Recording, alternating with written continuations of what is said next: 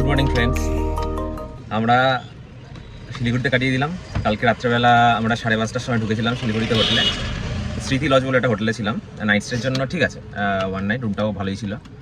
আর বেশ আমরা তাড়াতাড়ি ডিনার করে নিলাম কাছের একটা হোটেল থেকে, দারুণ ছিল খাওয়াটা। তারপরে এসে আমরা প্রায় 9টার মধ্যেই শুয়ে পড়েছি। শুয়ে আজকে সকালবেলা 6:30টার সময় উঠলাম। আমরা 6টায় উঠলাম। 6টায় উঠে আমরা সব রেডি হলাম, গাড়ি মুছলাম। তারপরে কিছু রেডি হলো। আয়ুষ হ্যালো বলো। তো আমরা এখন সবাই মিলে কালিম্পংয়ের পথে রওনা হয়েছি। রাস্তাটা দেখাচ্ছি। আমরা শিলিগুড়ি দিয়ে বেরোবো, সেবক রোড ধরে কালিম্পংয়ের দিকে যাব। বিগত পর্বে আপনাদের দেখিয়েছিলাম আমাদের কলকাতা থেকে শিলিগুড়িতে আসার জার্নিটা। শিলিগুড়ি থেকে আবার আমরা কালিম্পংয়ের দিকে যাত্রা শুরু করলাম। সিটির মধ্যে দিয়েই ক্রস করে বেরিয়ে পড়লাম। আমরা এখন এই শেরপা হোটেল বলেই একটা হোটেল পেয়েছি, যেখানে আমরা এখন এটা হলো ব্রেকফাস্টটা সেরে নেব। ফ্রেন্ডস, আমরা এখন একটা রেস্টুরেন্টে ঢুকেছি, আর এখানে একদম দার্জিলিংয়ের মোমো খাওয়া শুরু করে দিয়েছি। খুব ভালো হয়েছে আমাদের মোমো, দারুণ টেস্টি। এটা টেস্ট কেমন? দারুণ, একদম দারুণ খেতে। এখানে তো মানে মোমো ছাড়া ব্রেকফাস্ট করাই উচিত না। ব্রেকফাস্ট শেষ করে আমরা শিলিগুড়ি রোড ধরে তৃতীয় মহানন্দা ব্রিজ ক্রস করে সেবক রোডের দিকে এগিয়ে গেলাম।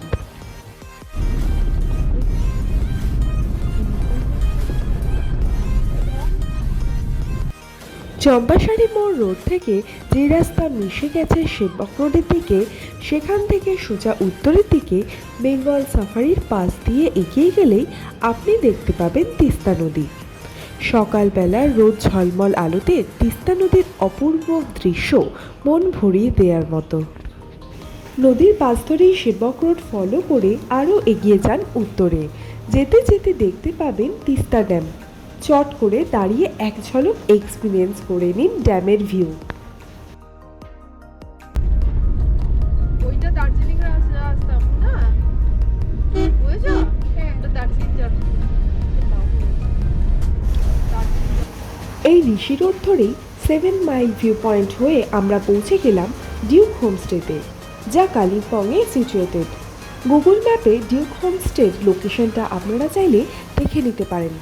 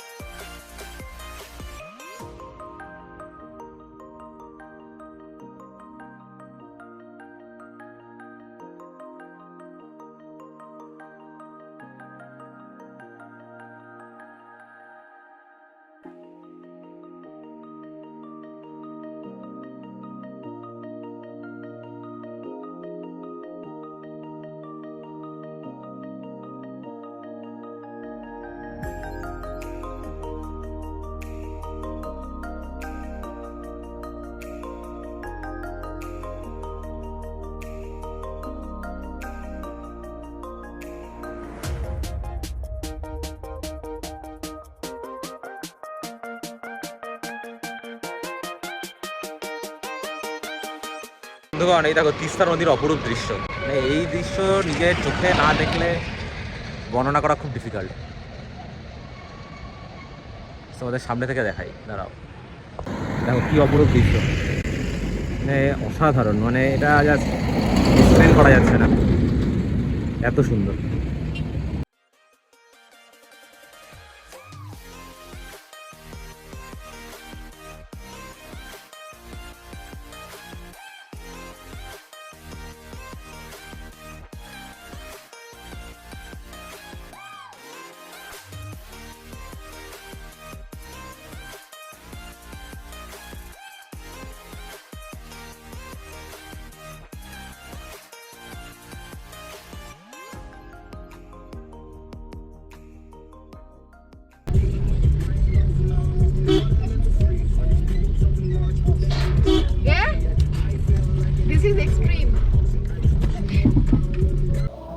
এটা হচ্ছে আমাদের ডিউক হোমস্টে।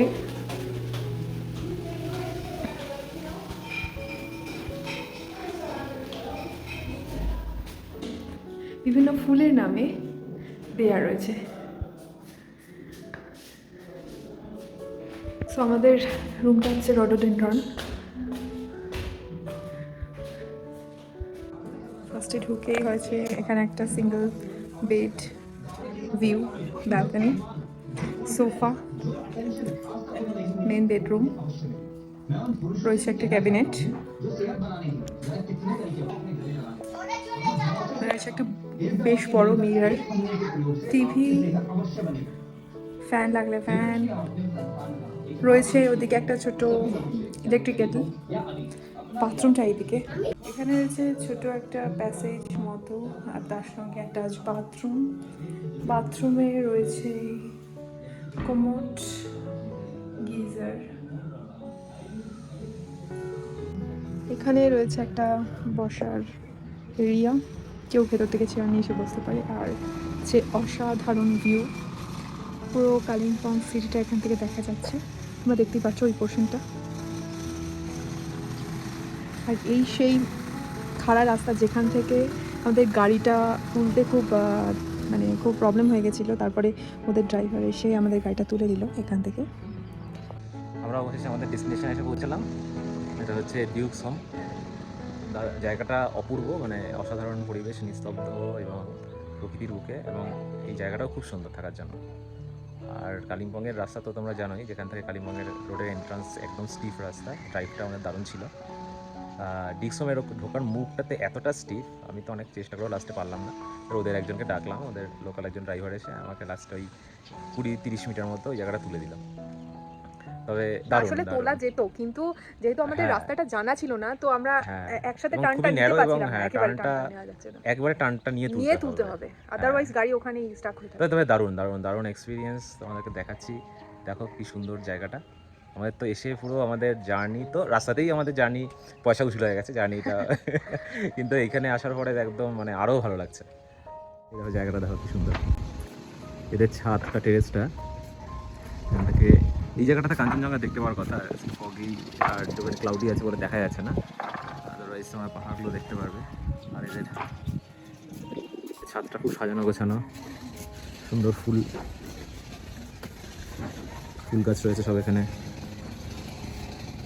তোমরা এখানে বসে বসে লাঞ্চ করতে পারবে, মানে এখানে বসেই সুন্দর পরিবেশে লাঞ্চ করতে করতে কাঞ্চনজঙ্ঘা দেখতে পাবে, মানে এর থেকে আর ভালো কী হতে পারে। কেমন লাগছে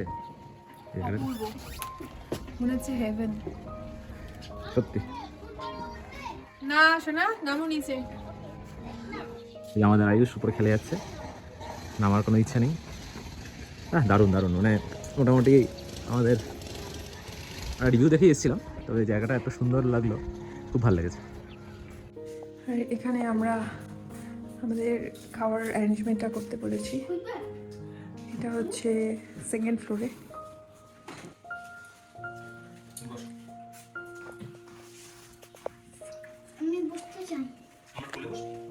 এখান থেকে অপূর্ব ভিউ দেখা যায়। আর এখানে আমাদের আজকের লাঞ্চ, দেখে নাও কি আছে। ফ্রেঞ্চ ফ্রাই, আমাদের ওখানে কমপ্লিমেন্টারি ওকে, ডাল, মিক্স ভেজ, এখানে রাইস। আমরা সিম্পলি রাখতে বলেছিলাম, যে এতটা জার্নি করে আসছি যেহেতু, তো খাবারটা আর কি লাইট খাওয়াই ভালো। আমরা এখন দুজনে মিলে হাঁটতে বেরোলাম বিকেলবেলা, ইভিনিং স্ট্রল। দুর্দান্ত জায়গাটা আমাদের এত সুন্দর লেগেছে, চারিদিক নিস্তব্ধ, কোনো আওয়াজ নেই। আমরা এখন হাঁটতে হাঁটতে, কাছে রবীন্দ্রনাথ ঠাকুরের একটা বাড়ি আছে। তো উনি এখানে মানে গ্রীষ্মকালীন ছুটি কাটাতে আসতেন, তো সেটাই এখন দেখার আমাদের প্ল্যান।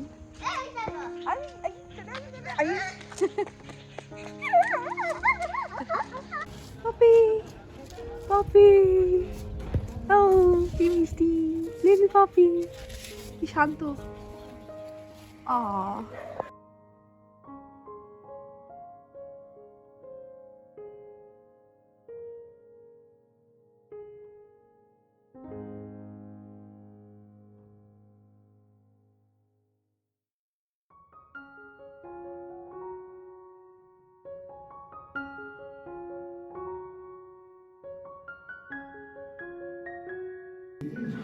এখন আমাদের দিয়ে গেল গরম গরম দার্জিলিং টি, আর এটাই এখন আমরা হাতে নিয়ে ঠিক এক্স্যাক্টলি এই ভিউটা দেখতে দেখতে আমরা এটার আনন্দ উপভোগ করব। আমরা রাতের জন্য ডিনার অর্ডার করেছি, আমরা এখানে বসে খাচ্ছি। এখানে আমরা এখানে অলমোস্ট লোকজন নেই, এখানে আমরা বসে খাচ্ছি। আর আমাদের এই স্যুপ, রাইস, আলুর দম, চিকেন বাটার মশলা, আর এই হচ্ছে পাঁপড়, আর এই হচ্ছে অলিভিয়া, আর এই হচ্ছে আয়ুষ, আর তার ট্যাব, আয়ুষ ট্যাব খাচ্ছে। বলো hi. Hi. Okay, enjoy the dinner.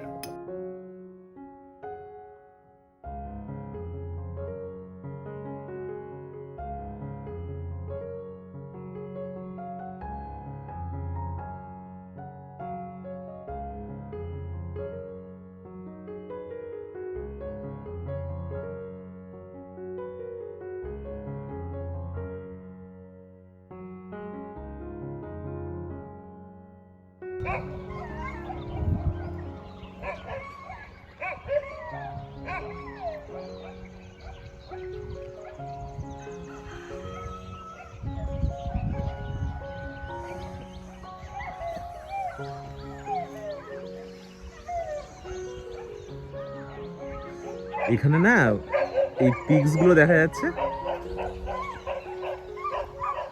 Good morning friends, আমরা সকাল সকাল উঠে গেছি ঘুম থেকে 6টার সময়। রাত্রে অনেকক্ষণ ধরে গল্প হলো। এখন আমরা সকালে ছাদে ঘুরে বেড়াচ্ছি। দারুণ পরিবেশ, যদিও একটু ক্লাউডি, নাহলে পুরো কাঞ্চনজঙ্ঘা এখান থেকে দেখা যেত। তোমরা দেখতে পাচ্ছ পেছনে, দেখো পাহাড়ের মাঝে মেঘ, না অপূর্ব পরিবেশ। মানে এখানে তুমি আসলে ইভেন ক্লাউড থাকলেও এত সুন্দর লাগে। আর এই চারিদিকটাতে একদম পিন অফ সাইলেন্স, শুধু পাখির আওয়াজ আসছে আর গাছের পাতার হাওয়ার আওয়াজ। মানে এত সুন্দর পরিবেশ সকালবেলা, মানে তোমার মনটা ভালো করে দেয়। যদিও আজকে ক্লাউডি, রাত্রে একটু অল্প বৃষ্টি হয়েছিল, কিন্তু অসাধারণ পরিবেশ। আমরা দারুণ এনজয় করছি। আর সকালবেলা এই চায়ের কাপ শেষ হয়ে গেছে, এই দেখো আমরা দার্জিলিং টি খেলাম এখানে। মানে দারুণ এরকম সকালবেলা একটা হওয়ার, এই বিজি লাইফের মধ্যে এরকম একটা পাওয়া, মানে তোমাদের সবসময় ফিল হবে যে এটাই একটা দরকার ছিল, to get stress relief, always required. আমরা এখন অলমোস্ট রেডি, চান হয়ে গেছে, ড্রেস পরে নিয়েছি। আমাদের এক্ষুনি ব্রেকফাস্ট দিয়ে গেল। আমাদের হচ্ছে সিম্পল ব্রেকফাস্ট, কালকে খাওয়া দাওয়া হয়েছে, টোস্ট, অমলেট।